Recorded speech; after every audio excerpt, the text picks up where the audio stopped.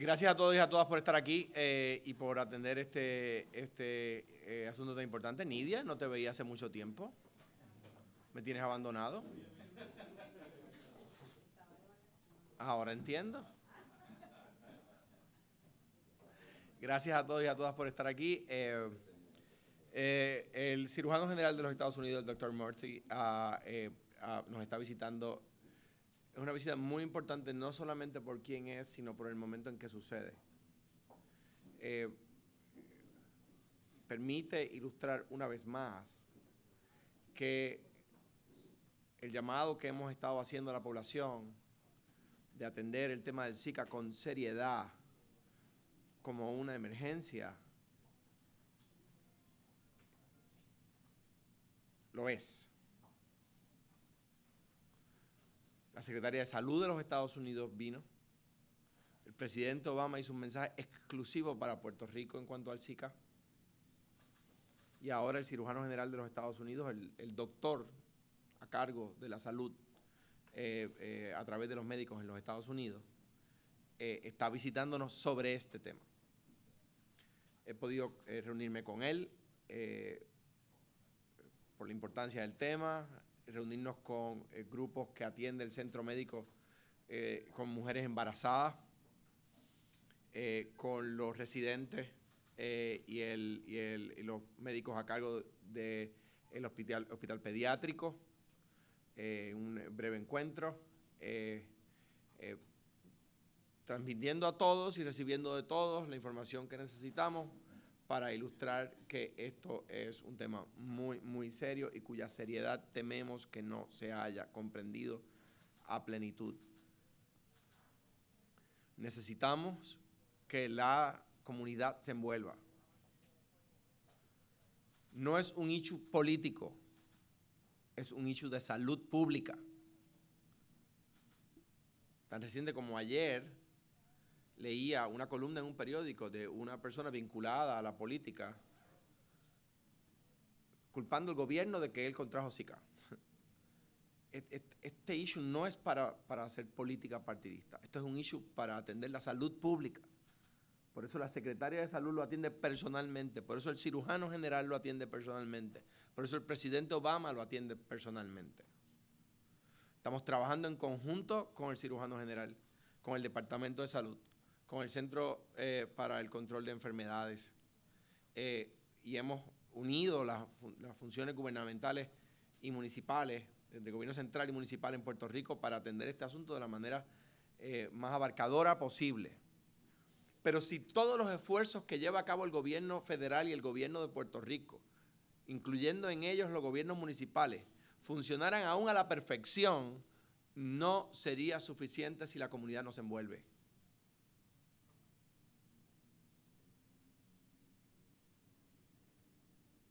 Si todo lo que el gobierno se propone hacer funciona a la perfección, tanto el gobierno federal como el gobierno de Puerto Rico, como los gobiernos municipales, no sería suficiente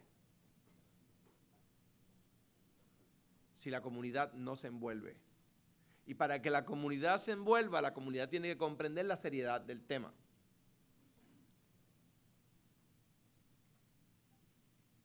El mero hecho de que el cirujano general de los Estados Unidos esté visitándonos sobre este tema, yo creo que arroja luz sobre la seriedad del tema. Muchos planes que estamos trabajando en conjunto, muchos temas que hemos estado trabajando en conjunto. Quiero repetir algunos datos para que los conozcan. Por ejemplo, recientemente en Iowa, en la reunión de gobernadores, de todos los gobernadores republicanos y demócratas, la secretaria de Salud fue la oradora invitada y el tema principal de su mensaje fue el Zika. En Iowa, en Des Moines, Iowa,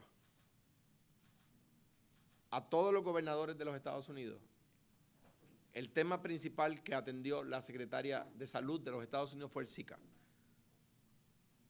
Un poco para ilustrar cuánto de verdad está preocupada ella, cuánto de verdad está preocupada la administración del presidente Obama y el cirujano general como médico de los Estados Unidos. Agradezco su presencia porque a través de ustedes podemos llevar el mensaje al país. Y eso es de fundamental importancia. Ustedes me ven a menudo y me hacen preguntas, pero sé que quieren escuchar al cirujano. Doctor, por favor, please.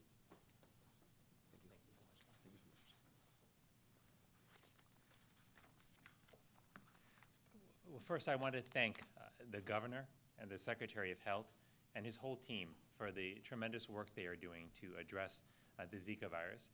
And I also want to thank the leadership and the staff of Centro Médico for welcoming us here today, for hosting us, but most importantly, for the work that they are doing to care for people all across Puerto Rico and to make sure that they are safe from the Zika virus.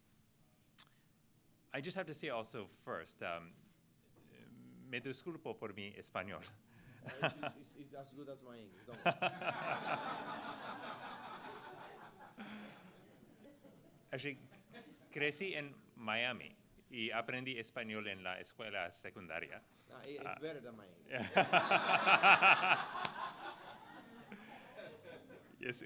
Es una lástima que perdí mucho de mi español, pero estoy intentando aprenderlo de vuelta. So we'll see how it goes.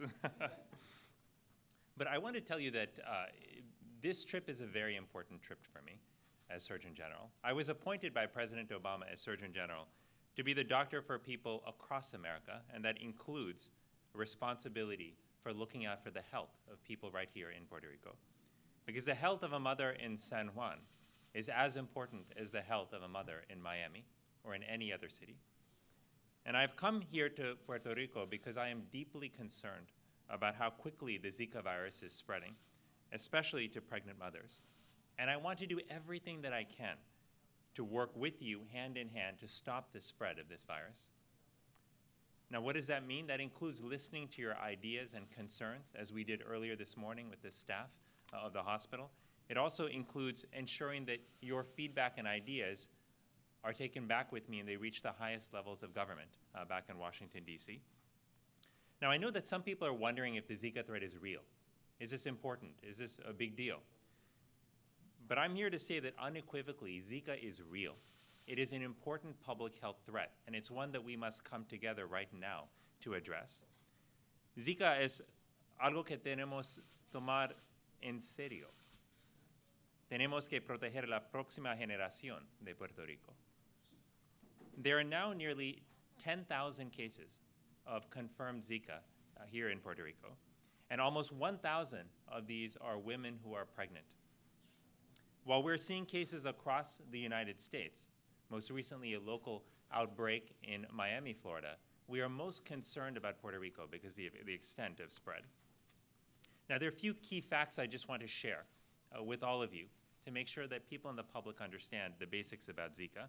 First of all, this is a virus that's primarily spread through mosquitoes, but we have also realized that it can be spread through sex as well.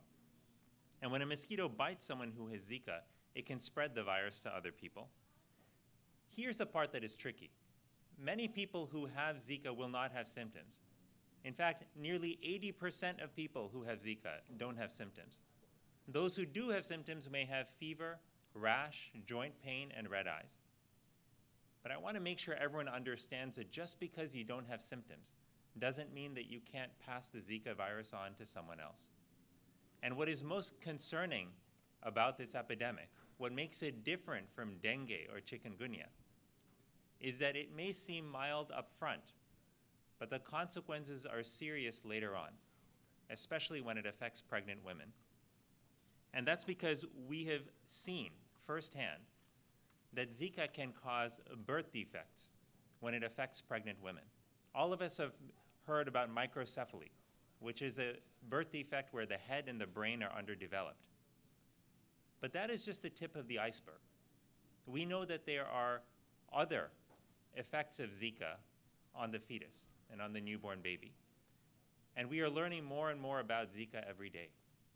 So just because a child may not have microcephaly doesn't mean that we shouldn't be concerned about other birth defects, like effects on the hearing, on the vision, on development, and later on in life. That's why it's so important that we take steps to prevent the Zika virus. So what can you do? There are a few key things. Number one, everyone should take steps to prevent mosquito bites. That involves wearing mosquito repellent. Now, I know that it's not always fun to wear mosquito repellent. It can be sticky. I just put some mosquito repellent on this morning and it was sticky.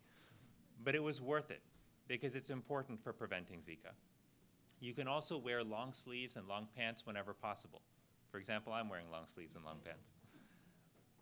Making sure that you have screens that are repaired and intact on doors and on windows is an important way to keep the mosquitoes out. But also importantly is making sure that you get rid of stagnant water around your homes, whether it's in bird baths or old tires or other artificial containers that lie around the yard. Because this mosquito is so hardy that it can breed in an area that's as small as a bottle cap full of water. That's why it's important that we get rid of that water whenever possible. Now, what I wanted to say also is that if you are pregnant, it is absolutely important that you see your doctor about getting tested for Zika.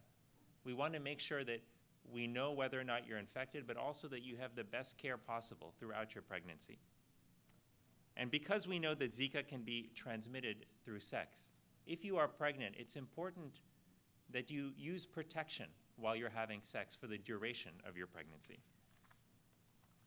Now, finally, I just want to stress how important it is that all of us play a part in addressing this epidemic.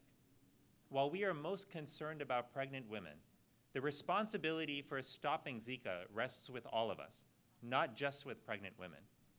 As a society, whether you're a man or a woman, you must do your part to ensure that we are protecting our pregnant women. And the best way to do that is to protect yourself from mosquito bites and to get rid of stagnant water where mosquitoes can breed. Every baby that's born is precious. Every baby that's born is precious. And that means that we have to do everything possible to make sure that those babies have a good shot at a healthy life. That starts with making sure that we protect our pregnant women from the Zika virus. I'll lastly say, just on a personal note, I wasn't actually planning to share this, and I haven't actually shared it with anyone publicly before, to the media. But I'll tell you why this is also very personal for me, because my wife is actually pregnant. She's 8 months pregnant, and we are expecting a baby on September 8th. And when I think about all the pregnant women who are out there in Puerto Rico, in other parts of our country, other parts of the world, I think about my wife. I think about the baby that we will have. And I want our baby to be healthy. I want all of our babies to be healthy. That's what every parent wants for their child. And that's why we have to seize this moment to make sure that we educate our communities about the fact that Zika is here, it's an important public health threat, and we have to do everything possible to prevent pregnant women from being infected. So I want to thank you for your attention to this issue. I want to again thank the governor for taking on this issue. I know this is complicated. Addressing Zika is not easy. Sometimes there are political challenges that we face. But if there was ever a time to put people above politics, this is it. And so I'm looking forward to all that we will do together on Zika. And President Obama, Secretary Burwell, they also send their regards. Their concern about Zika in Puerto Rico is deep. They want to do everything possible to ensure that we are responding in a robust fashion. And President Obama, Secretary Burwell, and I are here and ready to do all that we can to support the response in Puerto Rico. Thank you very much. Thank you.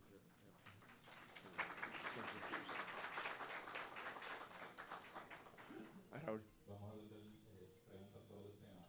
Empezó con Celia, la Nica, y continuó con Lenita. En ese orden. Buenos días, gobernador. Hablando de la seriedad del asunto, yo le pregunto por qué usted entiende que en Puerto Rico entonces no se ha tomado tan en serio como debe ser.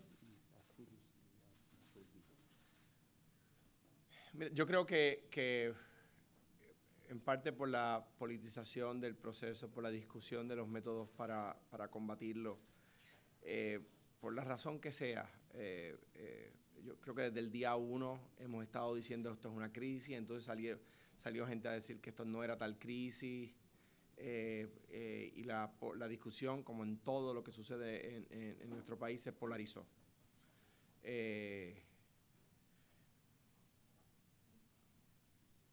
Pero sean esas las razones, que yo creo que lo son, o no, poco importa. Lo que es importante es que tomemos conciencia de la seriedad del tema. O sea, como decía el cirujano general, hay personas que no se están poniendo repelente de mosquitos porque es pegajoso. Como si eso fuera proporcional a tener un niño o contribuir a que nazca un niño, quizás en la casa de la vecina o 2 casas más abajo, que no pueda ver bien, que no pueda oír bien, que no pueda desarrollarse a plenitud, o en el peor de los casos que tenga microcefalia. O que tu vecino, el que mantiene esa familia, o que tú a ti mismo te dé Guillain-Barré, que te va a incapacitar por mucho tiempo. Como si lo pegajoso, lo desagradable de ponerse repelente fuera proporcional al daño que este virus puede ocasionar. O sea que yo creo que la polarización del país, la politización de todas las discusiones y los políticos buscando pescar en ríos revueltos, pues son la razón, pero partamos de la premisa de que me equivoqué, de que esas no son las razones y son otras que yo no he logrado esbozar. Poco importa. Lo que importa es que cobremos conciencia. Cirujano, si no porque lo dije yo el día 1, o lo dijo la secretaria de Salud, Anita Ríos, porque lo dijo la secretaria Burwell, porque lo dijo el presidente Obama, porque lo ha venido a decir el cirujano general. Lo importante es que cobremos conciencia. Si nos detenemos, yo creo que es una pregunta real que nos debe ilustrar de cara al futuro en estos temas. Pero de cara al presente en este tema,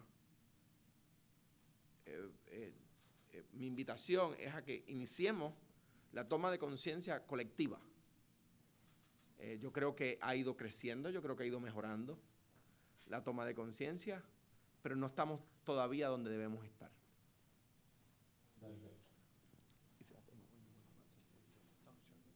Yes, good morning. Danica with the AP. If you could tell me, what do you see is not being done in Puerto Rico that still needs to be done to fight this virus? Well, as the governor and I spoke about earlier today, one of the most important things we have to do in Puerto Rico is public education. We know that many people still do not recognize Zika is a threat. And this is because Zika, in many ways, is an invisible epidemic. The concerns that we have about birth defects won't show up for many months after the initial infection. And for that reason, many people don't take it as seriously because they don't feel they have severe symptoms and they don't see the impact on the fetus. But that doesn't mean it's any less dangerous. And that's why it's so important that we make sure people know that preventing Zika virus is critical right now. And it's not just critical for pregnant women, but it's critical for all of us. Because if we protect ourselves against Zika as well, that means that there are fewer mosquitoes that will bite infected people and that will transmit that virus to pregnant women. And I'll lastly say that our message has to be very clear, that this is about our babies. I cannot think of anything more important than ensuring that our babies are healthy, that the next generation of Puerto Ricans is stronger and healthier than this one. And Zika poses a threat to that. And if we don't stop Zika in its tracks now, I worry that we will have more birth defects in children over the coming months. If things continue as they are now, we anticipate that 25% of Puerto Rican residents will be infected by Zika by the end of the year. That is a large number, and it will only get worse unless we take steps right now to ensure people have the information to protect themselves and their families. But if you came here with new recommendations for the government, what the government should do different. Recently, the governor discarded the use of mallet to kill the mosquitoes. Do you think that something different should be done in Puerto Rico by the government? Well, today I want to be clear. I came here also to listen and to learn because I wanted to understand from the doctors and nurses, the governor and his team, and from the residents and community members in Puerto Rico what their experiences have been, what they're concerned about, what's working and what's not working. Our intention in the federal government is to support the communities here and the government here in Puerto Rico to make sure that you have what you need to respond and respond appropriately.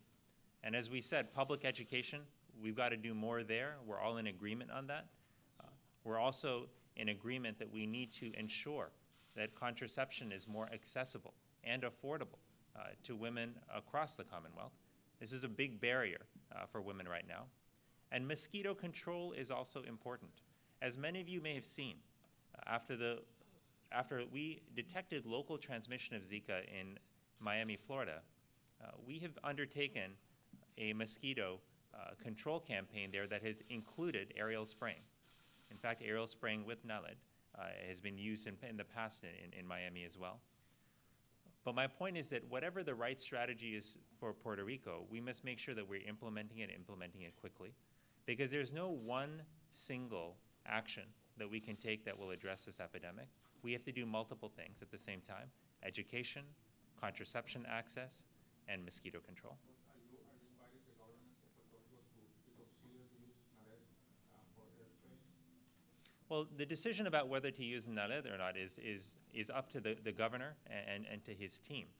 We are certainly ready to support the governor and the rest of the Commonwealth in the mosquito control measures they would like to take. You expressed concern recently about the funding of Zika programs. Are you came here to announce or do you think there will be help, extra help to Puerto Rico, additional help to Puerto Rico? Well, we certainly know that funding is an important component of this response.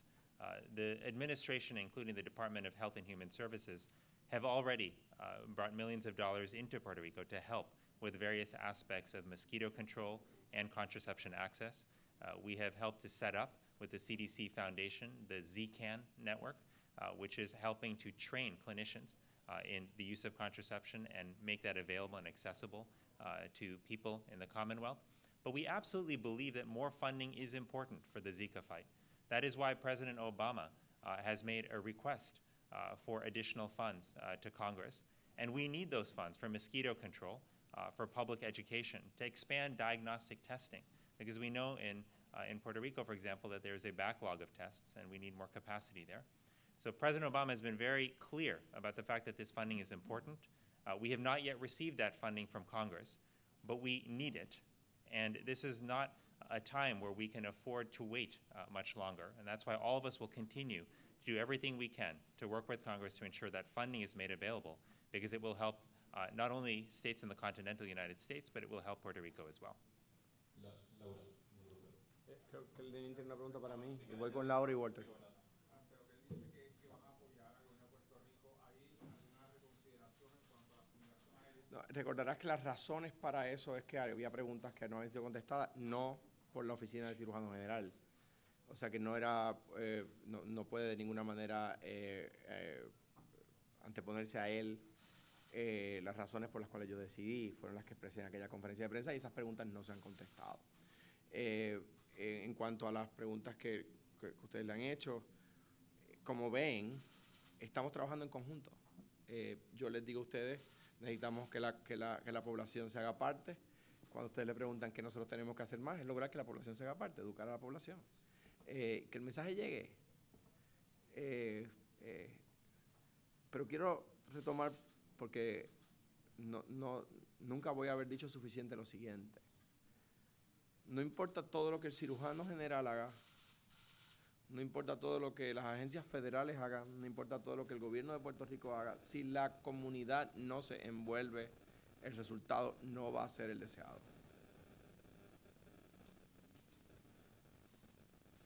311, si marca usted el 311, por ejemplo, si una persona no puede llegar a un patio de un vecino donde hay una casa abandonada, llame al 311 y nosotros vamos a ir.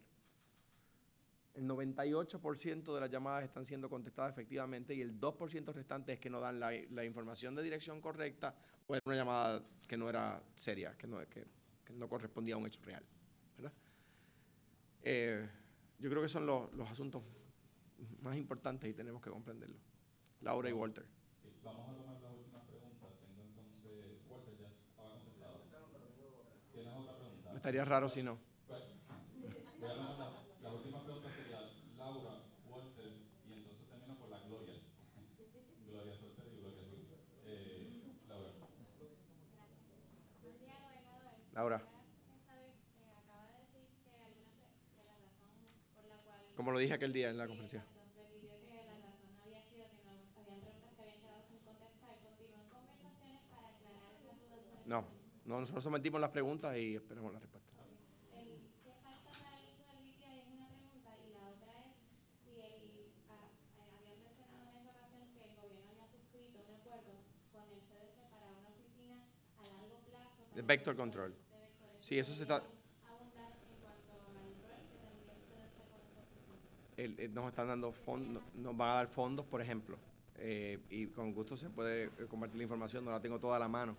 Fue una reunión que se sostuvo hace mucho tiempo, pero por ejemplo, el CDC entiende y nosotros los escuchamos y comprendí que tienen razón, que Puerto Rico necesita una oficina de vector control que no ha tenido, y que esa oficina va a contribuir a que con esta crisis se atienda de manera adecuada y que futuras crisis se puedan prever y atender de manera adecuada. En cuanto a enfermedades que se esparcen no solamente a través de mosquitos, pero que pueden ser epidémicas. Yo le pediría a los científicos que explicaran, ¿verdad?, cómo funcionan las oficinas de vector control, que no es mi área de pericia, ¿verdad? Pero en cuanto al BTI, nosotros ya estamos repartiendo BTI, como sabes, por las casas. En cuanto a la fumigación aérea con BTI, nosotros autorizamos que el CDC lo pueda hacer, pero es decisión del CDC.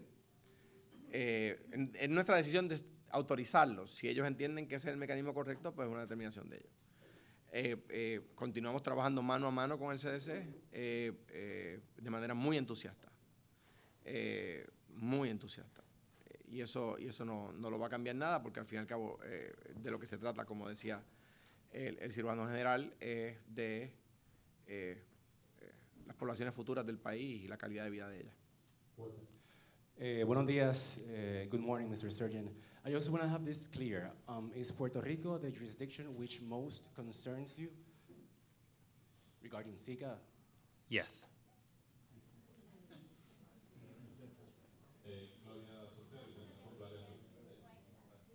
Why? I can explain why. So the reason is because we right now, when we look at all of America, the place where we have the largest number of cases of Zika, and especially the largest number of cases affecting pregnant women, is right here in Puerto Rico. That's why I'm most concerned about Puerto Rico. But I also want to be very clear that this, as the governor said earlier, this is an issue that is our collective responsibility to deal with. I see Zika in Puerto Rico to be just as high a priority as if this outbreak were to occur in any other part of the United States. At the end of the day, we are all Americans. We all have to stick together. We have to support each other. We have to ensure that all of our babies are safe, that all of our pregnant women are safe. But I am most concerned about Puerto Rico, not just because of the number of cases, but because also of how quickly they have risen. Yes, I do have a question for you, Dr. Murthy. I'm wondering, you said already that your wife is pregnant right now, right? And if, hypothetically, I would like to know, if you live in Puerto Rico at this time, and your wife is pregnant, will you allow to be aerial spraying near your house with Nalet or deltamethrin? Yes, I would. Because to me, it's a strategy for mosquito control that has proven to be safe and effective. It has been used in my hometown of Miami, Florida. And so my parents and family still live in Miami, Florida. So my family has experienced Nalet. And to me, what's most important, if my wife were living here, my most important concern would be protecting her and our child. And that's why I would be okay with the use of Nalet. Sí, buenas tardes, gobernador. Mi pregunta es para usted. Usted mencionó al inicio de su alocución que tenían planes pendientes incluso con la visita del cirujano general, y ha reconocido en varias instancias que no haya escalado el mensaje de cuán importante es combatir el Zika, el virus del Zika. Entonces me pregunto, ¿qué iniciativas posteriores van a hacer? ¿Qué va a hacer el gobierno para que entonces la gente no desoiga más este llamado urgente del gobierno? Hay una premisa de las comunicaciones que he aprendido mi vida pública, que es cuando tú te estás cansando de decirlo, el país está empezando a escucharlo. Vamos a continuar diciéndolo. Y voy a seguir tocando puerta por puerta. He ido a barrios de este país, he ido a organizaciones de este país. Algunos de ustedes han estado conmigo tocando en la puerta de la gente, yendo a las casas, explicándoles, preguntándoles si hay mujeres embarazadas en el vecindario, yendo a esas casas, explicándoles. Pero en Puerto Rico hay más de 1 millón de casas. Y ellas ven las noticias y escuchan la radio y leen el periódico. Algunos lo ven por internet, otros lo ven en el papel. Por eso es tan importante y por eso les agradezco tanto que ustedes estuvieran aquí. ¿Cuándo fue la última vez que vimos a la secretaria de Salud de los Estados Unidos, al presidente de los Estados Unidos y al cirujano general de los Estados Unidos enfocando sus prioridades en un virus que está creciendo de manera desproporcional en nuestro país? Pues, en mi memoria histórica, tengo 45 años, no tiene precedente. Que yo recuerde, eso no había sucedido. Pues de entrada eso a mí como ciudadano me deja decir que esto es un asunto serio si esas personas están tomándolo tan seriamente. Claro, como contestaba antes a la pregunta de Celia, pues todo se politizó y hubo quien dijo que queríamos hacer airspraying porque esto era un experimento. Pues eso no fue serio de algunos políticos. O porque esto era terrorismo.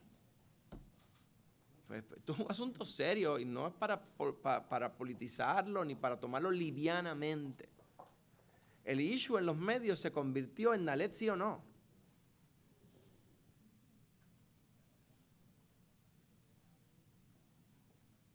Y permítanme decirle, eso estuvo mal.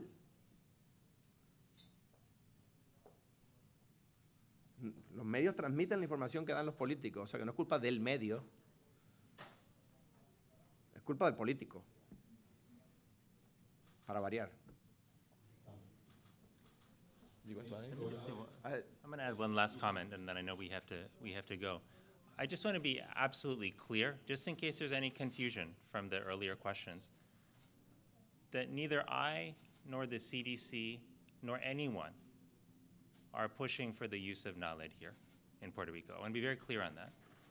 Our focus right now is on ensuring that there is good public education, that people know how to prevent this, and ensuring that people have access to contraception, and ensuring that whatever mosquito control measures are acceptable to the community in Puerto Rico are used. That's our focus.